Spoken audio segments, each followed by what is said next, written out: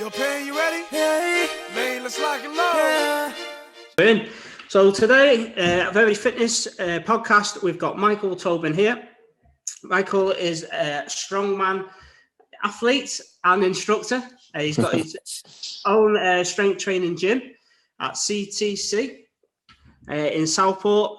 And basically, Mike's going to tell us a little bit about himself, his backgrounds, and what got him started in his fitness career. Over to you, Mike. Thanks everyone, Christy, mate. Appreciate it. My first podcast ever, so we start babbling. I do apologise. Won't happen again. Right, what's the word at the start? Very good question. That I started at a place called Ainsdale Health and Fitness, the gym in Ainsdale. I'd always been I was a big kid, to be fair. I was about 21.5 stone when I left school at 16, and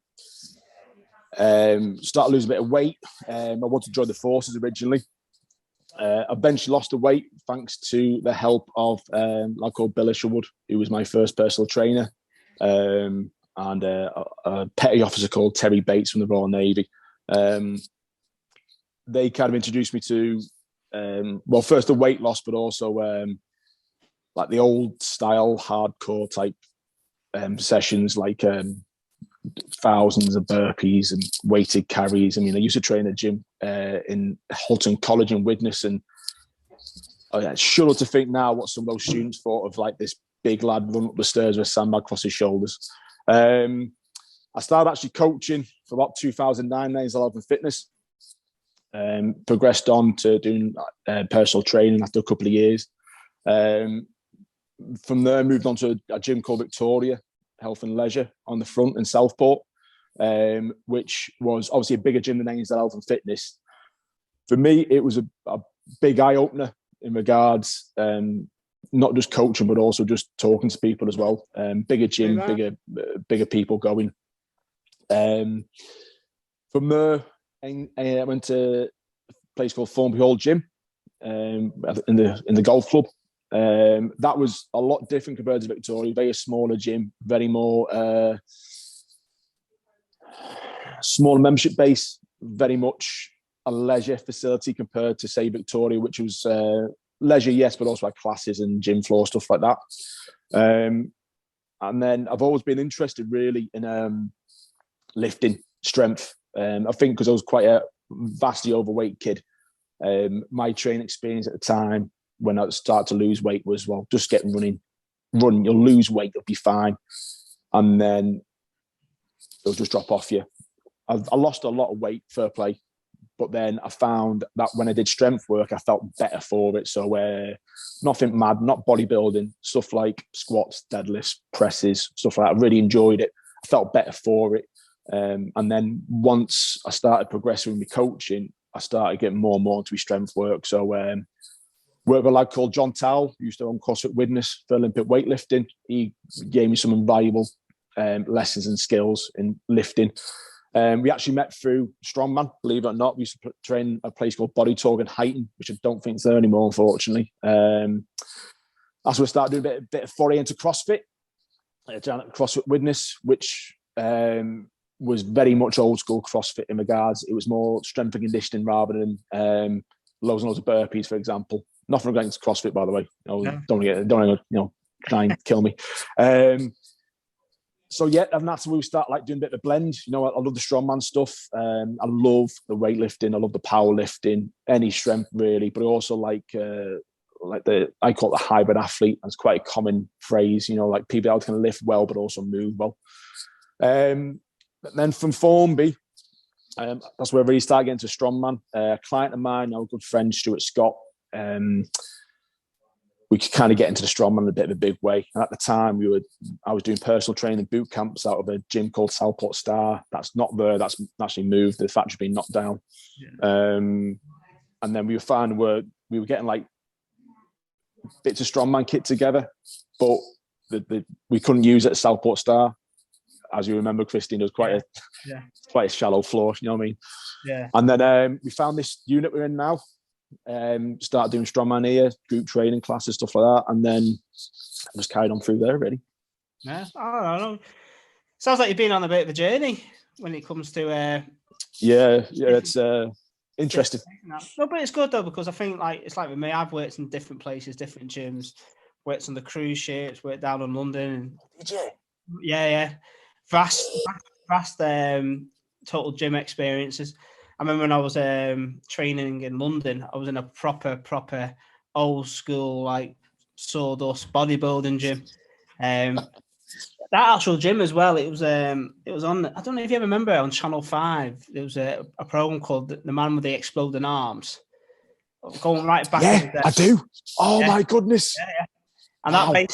that gym they were based at, that's where I went in there. So I remember that. That was all those poor lads. I know. But no, I think it's always good to try different things and oh yeah, absolutely. Different just different gyms, like obviously I worked at Victoria Leisure in the back of the day, which obviously is more like a leisure club. I mean, when I worked, and I mean it's always evolving in Victoria now. They do a lot more swimming and still got the basics of it all. Because apart from the big ones like the David Lloyd's, you don't really get many leisure clubs opening up now. Most of them are kind of like gyms, stroke kind of boutique gyms. When I say it's a big trend, eh?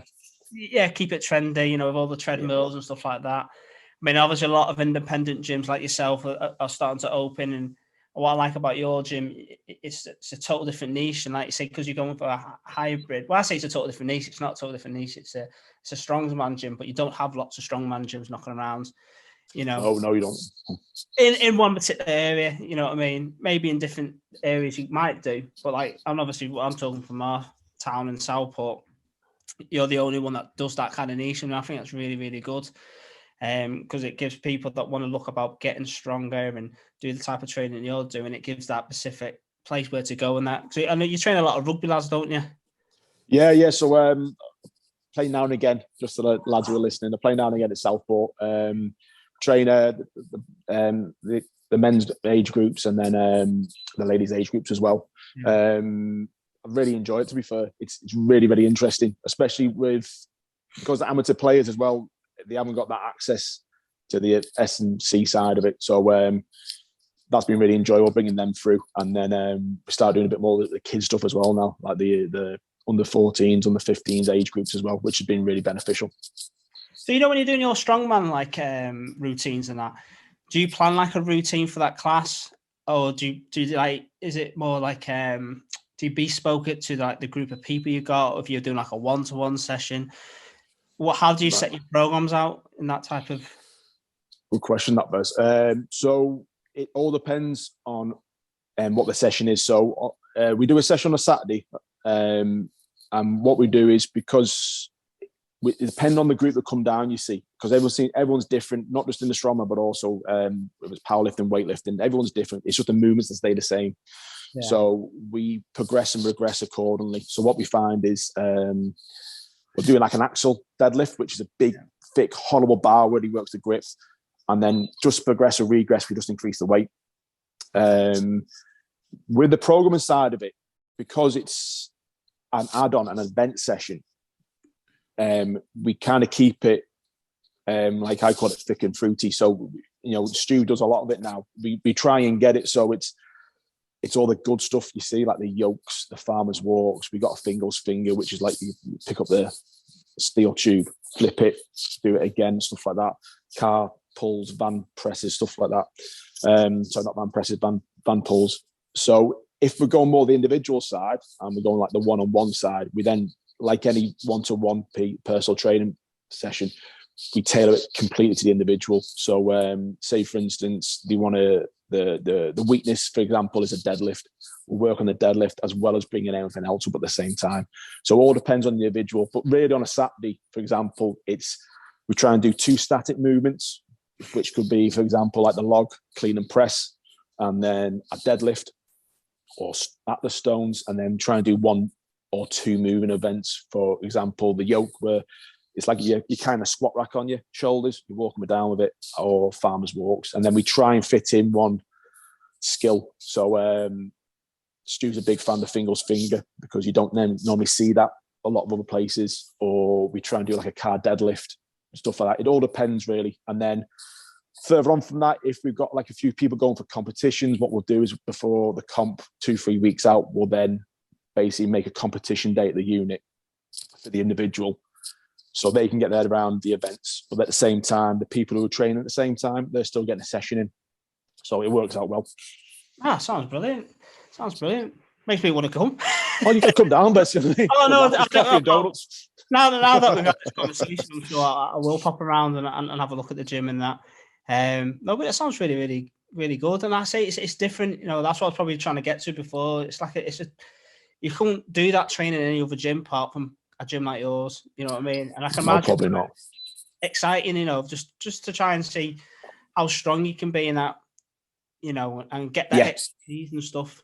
But I think sometimes, like, obviously, like going back to things like CrossFit or functional type of training, these like Olympic lifts and stuff, you know, a lot of it's down to technique and that. And what I always think sometimes with that is like, obviously, I do compound exercises like you would normally do in a PT kind of session. You know, I'll try and improve people's strength through like a deadlift or bench press or an overhead press, obviously squats and that. But it's also trying to find like these type of functional exercises. And sometimes when I say to people about like when they're trying to like PB a deadlift, like you see a lot of young lads in the gym and that, and they go completely crazy with it. They're trying to hit the 200 kilo mark and stuff like that, depending on the height and size and that. But I just say like, yeah, but sometimes the worst thing you get at that, you get them injuries you see. And I say like, well, what importance in your life would it be to be able to lift a weight like that? But lifting a 200 kilo thing where it's a tough grip, or lifting a car off the floor or something like that, that's more life fit skills, because you never know. It could be more of a position where you need to lift a car off someone than rather than lift off the baby. You know what I mean? Yeah, exactly. You know what I mean? Yes. So I think it just brings a little bit more proper functionality to that lift than just trying to pick up a bar. But like I say, it's just something different. So I know that's good. So what would you say the type of training that you do? What would you say clients would benefit from that type of training? With the strongman training, so I mean, if you go down the route of the strongman training, as in preparing for a comp and getting ready for a comp, it's the strength and skill factor you need as well. So you need to be strong, believe it or not. And then there's also as well, a lot of the events you see in strongman, they're quite technical and skillful. So I mean, it's like an Atlas stone, you know, the big concrete balls, what have been nicked off of someone's garden fence. They take, after a certain weight, they take skill to get the weight up.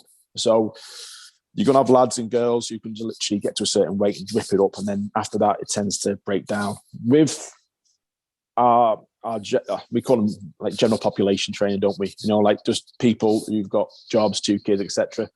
We incorporate it quite a lot into their training as well. Not all the time, as in we are going to do X, Y, and Z every session, but more on the lines of, like, we'll do some weighted carries, so farmers walks, 2 kettlebells, there and back, or we're going to do like prowler pushes, stuff like that. Strongman training, I think in itself, is probably one of the oldest forms of training that we know of.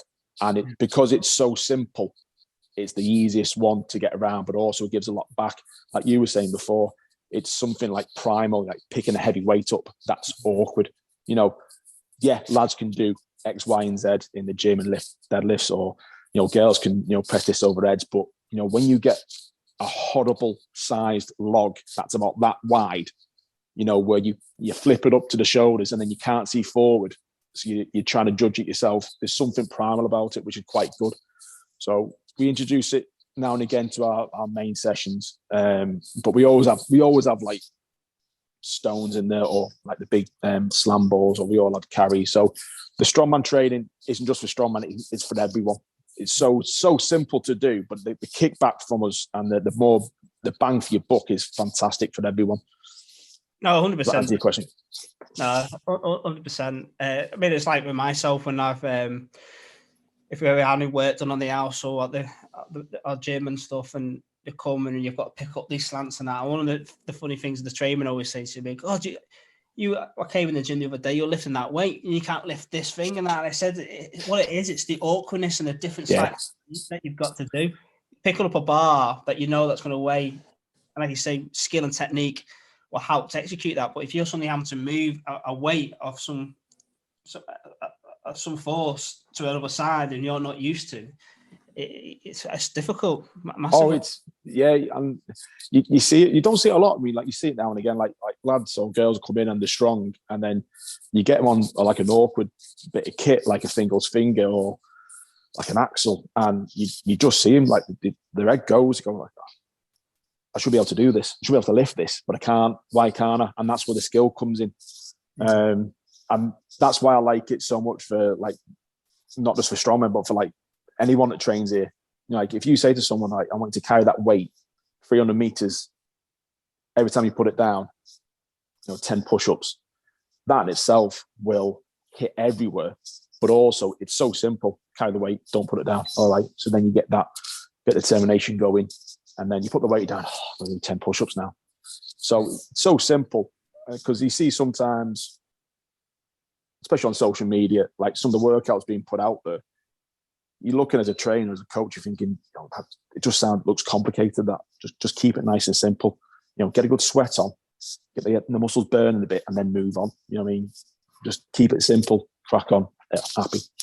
No, 100%, yeah. I mean, that's what I tend to do with a lot of my programs.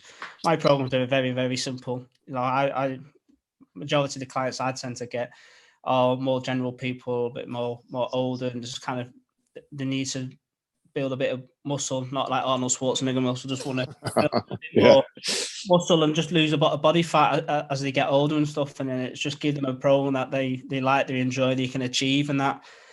And I just keep it nice and simple. Like I say, there's loads of different supersets, giant sets, which I will bring into programs and all that, but just keep it simple.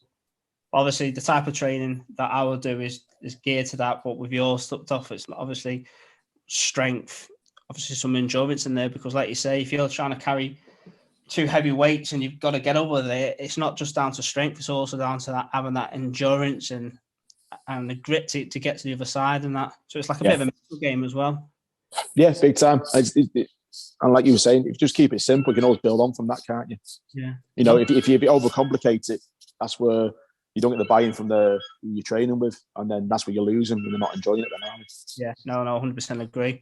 What would you say has been like the biggest, maybe career or fitness achievement that you feel like you've achieved in your lifetime?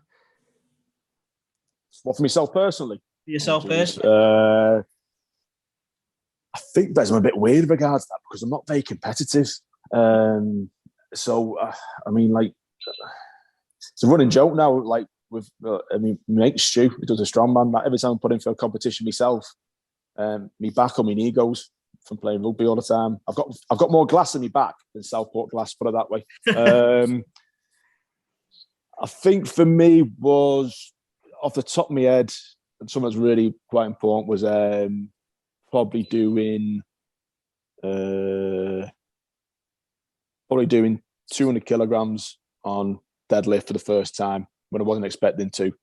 Then after that, it would probably be when I did a 100 kilogram clean and jerk a while ago. And that was, I like the ollie lifting. But I think the one that stands out from everything was when I did 3 miles in 19 and a half minutes. I think I lost 15 stone. I think that, because obviously being a big lad, I'm not designed to run. I mean, I'm like the Titanic, need about 2 miles to slow down. So I think that for me, the 3 miler, that was a good one. Yeah. I'm mainly just trying to stay as strong and as healthy as possible, really. Oh no, sorry, tell a lie. My wife's going to kill me for this. It was when I did 30 miles a day for 12 months. For my son, unfortunately, got diagnosed with leukemia about 4 years ago. And over the second lockdown, I think it was, myself and Sharon, we started doing like a charity thing where basically 30 miles a day, because it worked out was we did a mile for every treatment or injection you had to have. And it worked out I had to do 30 miles a day in total. And my goodness, my calves and my quads on that, assault bike. Don't mean to swear. Do apologise. Yeah, 30 miles a day. And we finished it with a walk to Alderday from Southport. And it was like The Walking Dead, the last mile. It was horrible. It was, the calves. Calves. Yeah. 30 miles a day for a year. That was probably the best one so far, to be honest. I don't know. That's a fantastic achievement.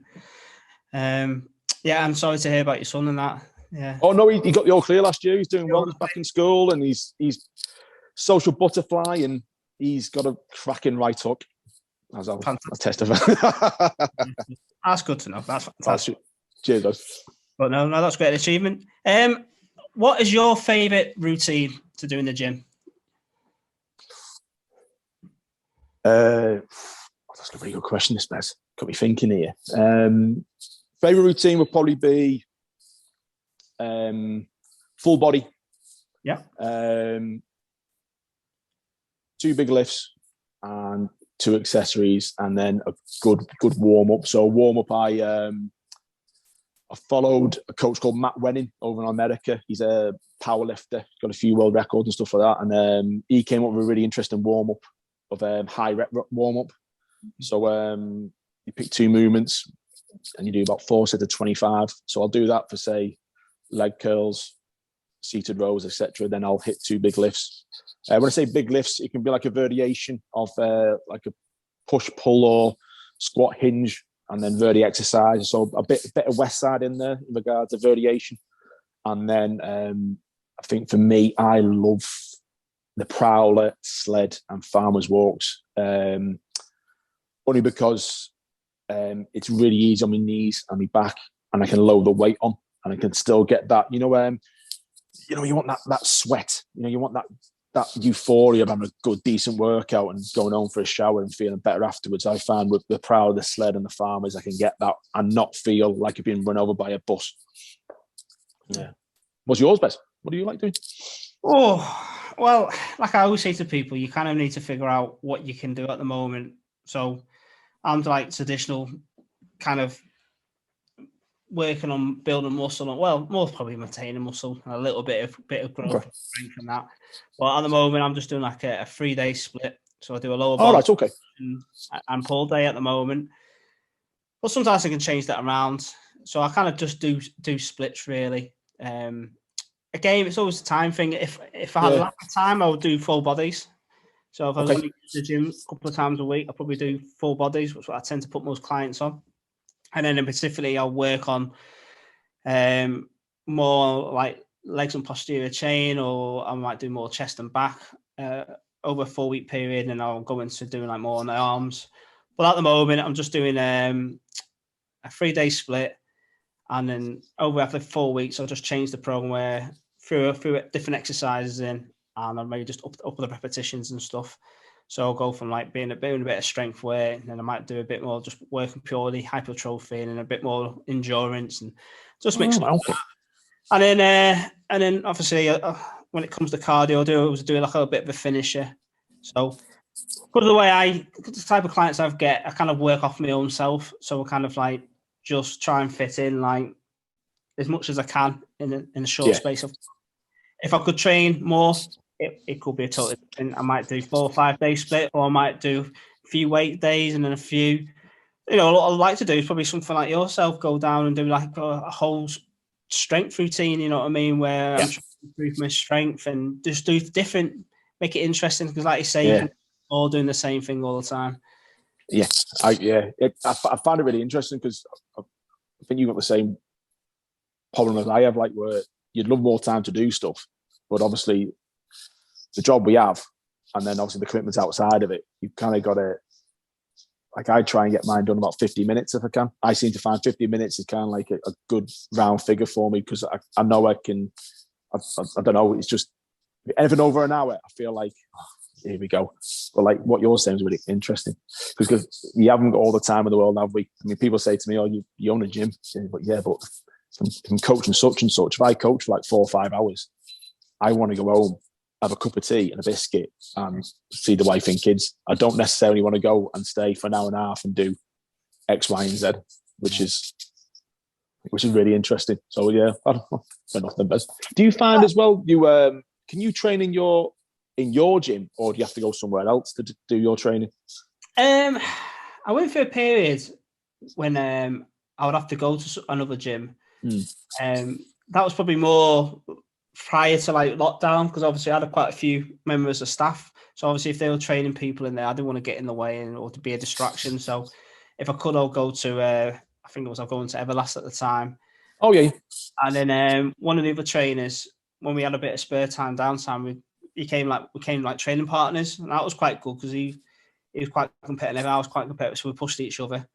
But now that I'm on my Todd at the moment most of the time, apart from having Dan a couple of days a week, I just tend to train on my own now in the gym. And I'm quite happy with that really at the moment. I think with me personally, it's just maintaining what I've got, not breaking it. You know, when I started getting back into basketball, I was starting to be a little bit more specific with my training to help me with my basketball, because I'm running around with 18 to 20-year-olds, and obviously I'm 41 next month. So it's yeah. So I'm You're trying doing to well, best, aren't you? Yeah. So I'm trying to keep up with your kids and that. So, but yeah, like I say, obviously with kids and stuff and work, like I say to people, like you're training a lot of people in the day, and then you just try and fit what you can in. Yeah. And I'm someone as well. If I make a plan, I want to stick to it. So at the moment, I could do 4 days a week. If I know at the moment I can stick to them 3 days a week and see how things go. Hopefully, as the kids get older, I might get my time back and I might be able to add a bit more. And maybe, hopefully, I'll be able to find some more trainers to work alongside me. That takes a bit. Like when I spoke to you the other day, it's really hard work at the moment to try and find good trainers and that. And when you do, you were saying, you know what, Bez? We went 40 minutes on that petrol forecourt. You know, were we? Yeah, it was when I got home. Shannon went, "Where have you been?" I went, "Oh, just saw Christian and pick this up." Oh, sugar! That was a time. I was like, "Oh my lord, we must have looked like a couple of whoppers." Because all we're doing was talking, weren't we? The petrol forecourt, all the cars going past. I know. Yeah, I know. 40 minutes. Yes, I had a good chat, didn't we? We did this. Right, well, that's what I'm going to say to you. I like to throw it at everyone. Where do you see yourself in 5 years' time? You know what? Again, a good question, that was.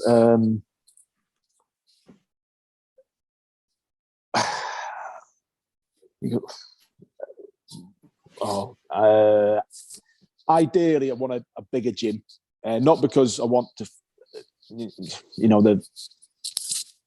all the bright lights and stuff, but really, I think bigger gym, ideally, so we could do a bit more. We do a lot of youth development stuff here at the unit in regards like kids and young adults, and really push on with that. Really, it was two things really with that. It was more like the fact that my own journey, shall we say, about the weight loss and stuff. I mean, we had a powerlifting club. It wasn't mad busy like, but back in my secondary school, we used to do 3 times a week, like big lifts and stuff. And I think with kids now, it's not just about running and playing sports, but they need a bit of strength work, and I think a lot of young kids, even if they don't play sports, they would benefit with it. So I really want to push on with that, really. We've got some big lifters who are like 14, 15, pulling 160, 180 deadlifts and stuff like that. Not because they want to do powerlifting, but they want to feel strong. But on top of that, it's also the confidence and the mental health and fitness they get off it as well. They feel better for doing it, and they look better, they feel better, and like generally they act better as well. So bigger gym, probably more time spent on the youth. I'd really like to push on with the group training. With my family circumstances, with Max being ill, and obviously the COVID nightmare that we all had, the gym kind of took a back seat without sounding horrible to me members. Yeah. I do apologise. Sometimes I do think how we got on, because there was some months I don't remember, if I'm honest, looking back. It was like a bit of a blur.